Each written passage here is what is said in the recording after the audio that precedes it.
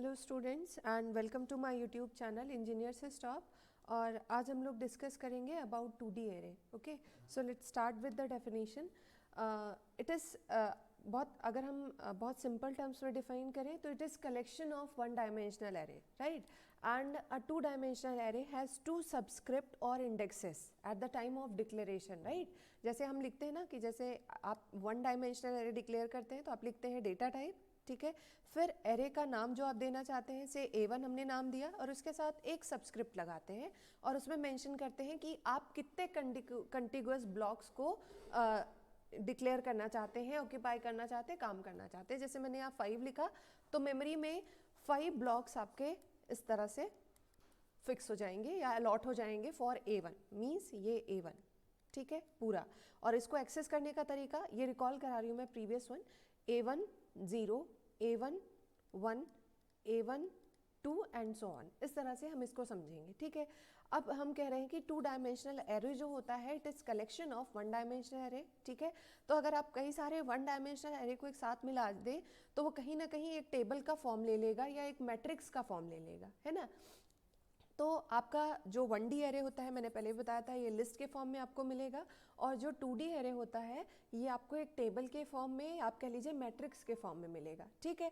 तो जो आपका 2D एरे होता है इसमें 2 सबस्क्रिप्ट या 2 इंडेक्सेस यूज किए जाएंगे डिक्लेरेशन के टाइम पे। And the first subscript refers to the row, how many rows required, and the second subscript defines the column, ठीक। जैसे हमने लिखा कि इंटीजर x 10,5, ठीक है। तो ये जो फर्स्ट वाला इंडेक्स है ये बताएगा नंबर ऑफ रोज, मीन्स आप जो ये एक मैट्रिक्स बनाने हैं वाले हैं इसमें नंबर ऑफ रोज कितने होंगे 10 और नंबर ऑफ कॉलम्स कितने होंगे 5, जो यहाँ पे लिखा हुआ है, ठीक है। तो first subscript refers to the row and second one to the column, right. अब इसका सिंटैक्स अगर देखें, डिक्लेरेशन कैसे किया जाएगा, तो डेटा टाइप, ठीक है, एरे का name and size of first dimension and size of second dimension, and first dimension refer to the row and second dimension for column, ठीक है। अभी इसका एक एग्जाम्पल भी लेंगे, उससे आपको और क्लियर हो जाएगा। सो द फर्स्ट लाइन, अच्छा ये डिक्लेरेशन है, 2 एग्जाम्पल लिया गया है, एक है इंटीजर टाइप का, एक है फ्लोट टाइप का। इंटीजर x इंटीजर 3 4, ठीक है, ये 2 आपको साइज गिवन है। फ्लोट के लिए मैट्रिक्स नम 20 25, मीन्स ये means number of rows 20 and number of columns 25। First के लिए जो एरे का नाम है x integer, number of rows 3 and number of columns 4, ठीक है। अच्छा, नेक्स्ट आप देखिए, the first line declares x integer as an integer array with 3 rows and 4 columns, जो मैंने ऑलरेडी बताया है। Second one 20 rose and 25 columns, ठीक है। अब इसको एक्सेस करने या इसके इंडेक्सिंग कैसे होती है उसके बारे में देख लेते हैं। सो एक ये डेफिनेशन बहुत बेसिक सी है कि 2D array can be defined as an array of arrays, right, and it can also represent matrix, ठीक, मैट्रिक्स या टेबल जैसा आप सही समझे आप कह सकते हैं। And it is array of array, right, and each element is represented as array, means जो नेम आपने एरे का दिया है, एंड रो एंड कॉलम उसका आप इंडेक्स वैल्यू दे देंगे। सो 2D एरे के लिए ये 2 डायमेंशनल एरे की बात हो रही है। जब हम 3D एरे की बात करते हैं तो हम 3 सबस्क्रिप्ट को यूज कर लेते हैं और हम ये कहते हैं it is collection of 2 dimensional array, ठीक। कैसे वो बाद में देखा जाएगा इफ रिक्वायर्ड, राइट। चलिए, सो हमारे पास देखिए रो 1 2 3 4 एंड कॉलम 1 2 3 4। लेकिन जब हम इसकी इंडेक्सिंग करते हैं तो नंबरिंग आप इसको अगर देखें तो ये ऐसे की जाती है 0 1 2 एंड 3, और ये होता है 0 1 2 3। एरे के बारे में हमने यही डिस्कस किया था कि फ्रॉम 0 टू मैक्स साइज -1 ऐसा होता है ना। तो जब इसका आप देखिए इंडेक्सिंग कैसे की जा रही है, जब आपको एलिमेंट्स को एक्सेस करना होगा तो हम कैसे लिखेंगे, अगर एरे का नाम AR है, ARR, ठीक है, तो इसको एक्सेस करने का तरीका क्या होगा, एरे का नेम, ठीक है, plus this index value 0 and 0, तो हमने यहाँ पे ये वैल्यू पुट कर दी, ठीक है। इसी तरह देखिए फर्स्ट इंडेक्स पहले ही बात करी है, रो को बताता है और सेकंड कॉलम को, तो कौन सा रो है, ये 0th रो है and first column, 0th row second column, 0th row and third column, जैसा यहाँ लिखा हुआ है। इसी तरह अब आगे बढ़ेंगे तो इस एरे का first row means second, means क्योंकि नंबरिंग 0 से हो रही है तो इसका रो नंबर क्या हुआ है 1, ठीक है, 1, और इसका कॉलम क्या है 0। इसी तरह ये भी 1 और कॉलम 1, 1 एंड 2, 2 यहाँ से आ रहा है और 1 यहाँ से आ रहा है। तो आपको समझने के लिए बस ये जानना है कि जो ये फर्स्ट वाला इंडेक्स है ये बता रहा है, ये रो नंबर बता रहा है, और जो ये सेकंड वाला इंडेक्स है ये कॉलम नंबर बता रहा है। तो ये ऐसे नंबरिंग है ये इसकी 0 1 2 3, ठीक। तो इसी तरह से हमने देखिए 2 के लिए ये 2 से स्टार्ट होगा, 2 0 2 1 2 2 एंड 2 3, फिर 3 0 3 1 3 2 एंड 3 3, ठीक है। तो ये हो गया बेसिक आपका। अब देखिए एक एग्जाम्पल लेते हैं कि वैल्यूज़ अगर आप एरे के टर्म में थोड़ा सा डिफिकल्ट होता है तो वही एग्जाम्पल लिया गया है। अगर हम एक कैरेक्टर एरे डिफाइन कर रहे हैं, 2D एरे डिफाइन कर रहे हैं with the collection of names, है ना, तो वो किस तरह से जाके स्टोर होगा, किस तरह से उसे आप देखेंगे, उसको आप उसकी बात कर लेते हैं। So if you assign initial string values for 2D array it will look something like the following. अच्छा, इससे आपको ये भी समझ में आ जाएगा कि आप देखिए इनिशलाइजेशन कैसे करते हैं, डिक्लेरेशन कैसे करते हैं। देखिए हमने लिखा डेटा टाइप और उसके साथ एरे का नेम और उसके साथ हमने उसकी साइज को मेंशन कर दिया, ये होता है आपका डिक्लेरेशन। अब ये जो स्टेप है ये आपको बता रहा है how to initialize the values, ठीक है। आप वैल्यूज, इनिशियल वैल्यूज कैसे स्टोर कराएंगे। तो देखिए हमने ये दोनों स्टेप एक साथ कर लिए हैं। हमने कहा कि हमें कैरेक्टर टाइप का एक बनाना है 2D एरे एंड उसका नाम क्या है, नेम, और number of rose 6 and number of columns 10, size mention कर दिया। अब इसमें हम वैल्यूज को डिक्लेयर करने चल रहे हैं, तो इक्वल लगाया और देखिए ये आपका कलेक्शन ऑफ कैरेक्टर्स है ना, मीन्स स्ट्रिंग बनेगा ना। कलेक्शन ऑफ कैरेक्टर क्या बनता है, एक स्ट्रिंग बनता है। तो ये आपका क्या रिप्रेजेंट कर रहा है, फर्स्ट रो, पूरा पूरा फर्स्ट रो, एंड इसे हम कॉमा से सेपरेट कर रहे हैं, ठीक है, डबल कोट्स में रख रहे हैं। ये पहली वाली वैल्यू किसको रिप्रेजेंट कर रही है, फर्स्ट रो को, कॉमा से सेपरेट किया। This is for second row, third row, fourth row, fifth and sixth, और हमने कितना बताया है, 6 रोज हैं और 10 कॉलम्स हैं, ठीक है। अब ये स्टोर कैसे वैल्यूज हो रही हैं इसकी बात कर लेते हैं। तो देखिए ये देखिए आपके पास देखिए नंबरिंग, जैसे हमने अभी प्रीवियसली बताया कि नंबरिंग कैसे होती है, 0 1 2 3 4 5 6 7 8 9 एंड 0 से लेके ये 5 तक, इस तरह से हमारी नंबरिंग होती है, राइट। अब ये इंडेक्सिंग है, अब इसको एक्सेस करना होगा, तो अब ये तो पहले से ही क्लियर हो गया है, 0 0 0 1 0 2 0 3 0 4 एंड सो ऑन, इस तरह से नंबरिंग होती है, ठीक। और ये जो लास्ट में नल कैरेक्टर है, ये हम किस लिए बताते हैं कि स्ट्रिंग के एंड को रिप्रेजेंट करने के लिए हम ये सिंबल स्टोर करते हैं, ताकि हम ये समझ पाएँ कि स्ट्रिंग हैज टर्मिनेटेड, राइट। अच्छा, अब ये जो वैल्यूज़ थी कैसे स्टोर हो रही हैं, तो पहला हमने जो डिक्लेरेशन किया था, देखिए हमने कैसे किया था, 1 सेकेंड, हम वैल्यूज़ देखिए क्या क्या स्टोर करा रहे थे, हम डायरेक्ट वैल्यूज़ पे आते हैं। तो हमने क्या किया था, मिस्टर बीन, ठीक है, तो हमने MR, ठीक है, 0 1 नंबरिंग थी, और कहाँ से 10 है साइज ना, रोज, नंबर ऑफ रोज 10 है, तो ये 0 से 9 तक जा रहा है। अब ये 0 से नंबरिंग स्टार्ट हो रही है, मिस्टर, और ये डॉट एक प्लेस पे स्टोर हुआ, क्योंकि यहाँ पे स्पेस है तो इस स्पेस के लिए ये ब्लैंक है, ठीक है, बीन्स। और इसके बाद ये वाला आपका नल कैरेक्टर है जो बता रहा है कि यहाँ पे आपकी स्ट्रिंग एंड हो गई है। इसी तरह देखिए ये कॉमा से सेपरेट हुआ, तो ये समझ में आया कि भाई ये वैल्यू अब आपके नेक्स्ट रो में जाएगी, तो this is mister Bush, next Nicole and so on, इस तरह से वैल्यूज़ आपकी स्टोर हो रही हैं। और स्ट्रिंग के एंड को आपको टर्मिनेशन कैरेक्टर से ज़रूर दिखाना होगा, ताकि समझ में आए कि यहाँ पे हमारी स्ट्रिंग जो है वो एंड हो जा रही है, ठीक है। So this is how we store the string in 2D array, या फिर आप array of strings, sorry array of character is string. तो इसको स्टोर कराने के लिए हमने ये फॉर्मेट लिया है, और कैसे ये सारी वैल्यूज़ कैसे इस मैट्रिक्स में स्टोर हो रही हैं मेरे ख्याल से क्लियर हो रहा होगा।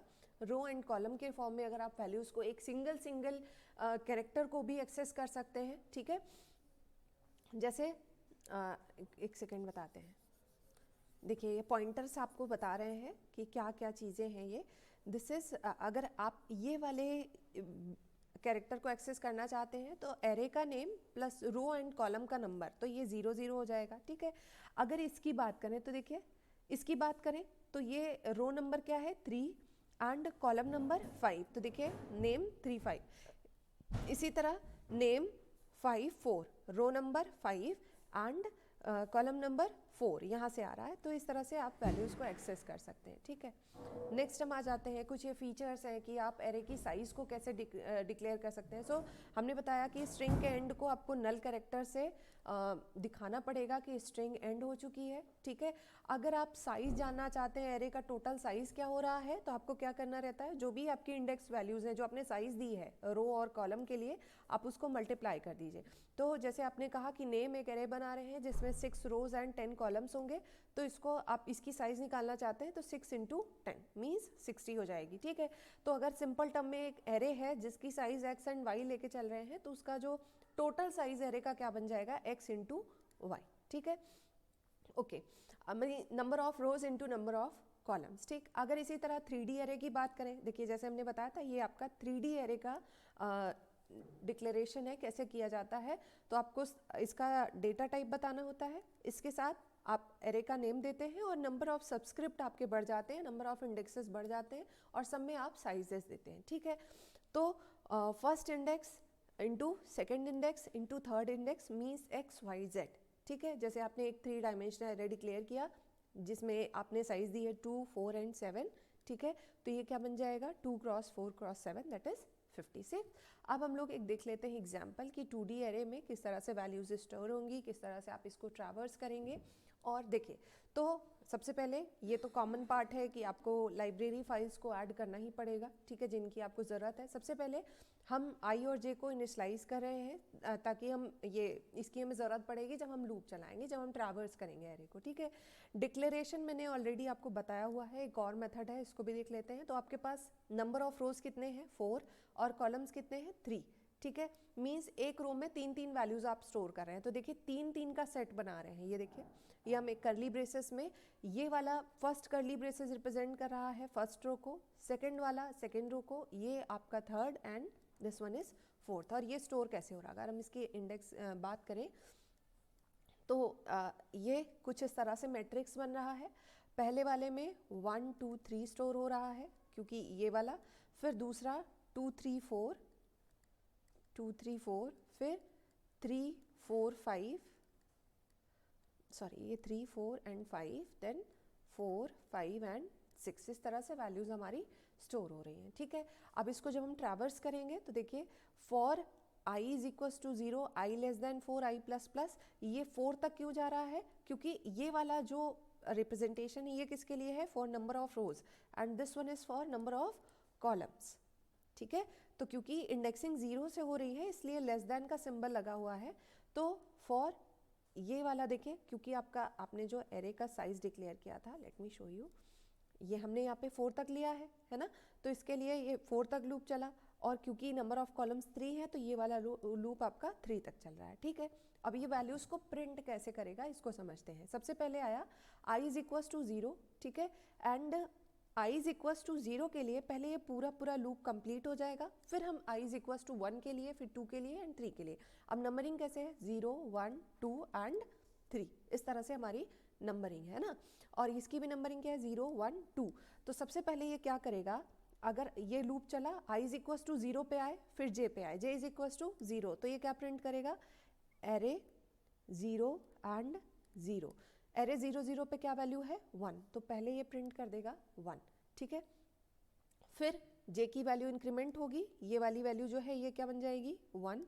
एरे 0 1 पे क्या है, 2, तो ये क्या हो जाएगा 2।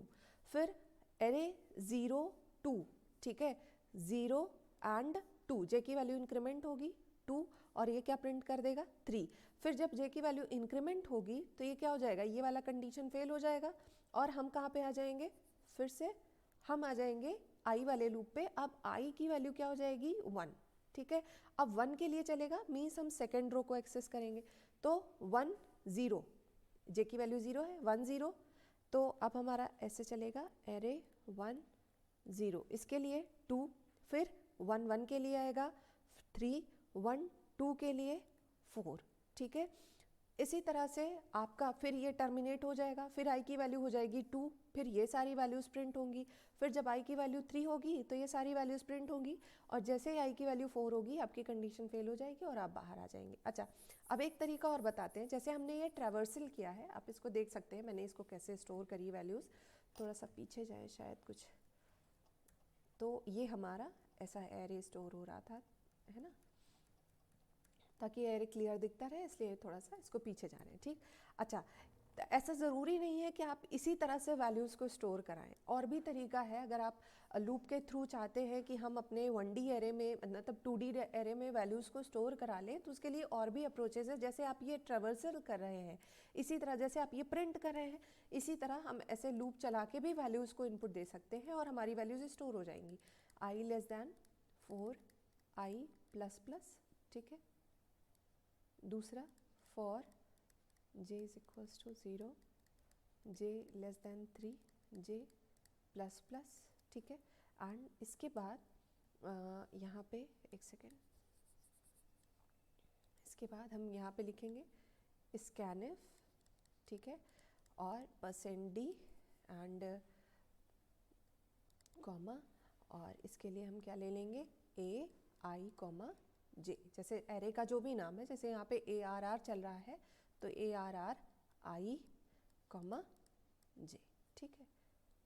बस इसको क्लोज कर देंगे। तो जिस तरह से ये ट्रेवर्सल हो रहा है इस पार्ट में, इसी तरह से लूप चलाया होता हमने, और हम स्कैनफ की हेल्प से भी मतलब प्रिंटफ की जगह स्कैनफ करते हैं तो हमारी सारी वैल्यू यहाँ पे स्टोर हो जाती है, दोबारा से हम इसको एक्सेस कर लेते हैं। सो इतना आज के लिए, एकदम बेसिक अंडरस्टैंडिंग के लिए इतना सफिशिएंट है। अगर आपको कोई डाउट हो, कुछ आप पूछना चाहते हैं, तो आप कमेंट करके पूछ सकते हैं। और अगर आपको वीडियो पसंद आए तो आप इसे लाइक करिएगा, मेरे चैनल को सब्सक्राइब करिएगा और दोस्तों के साथ ज़रूर शेयर कीजिएगा। Thank you guys, thank you for watching, bye bye, take care.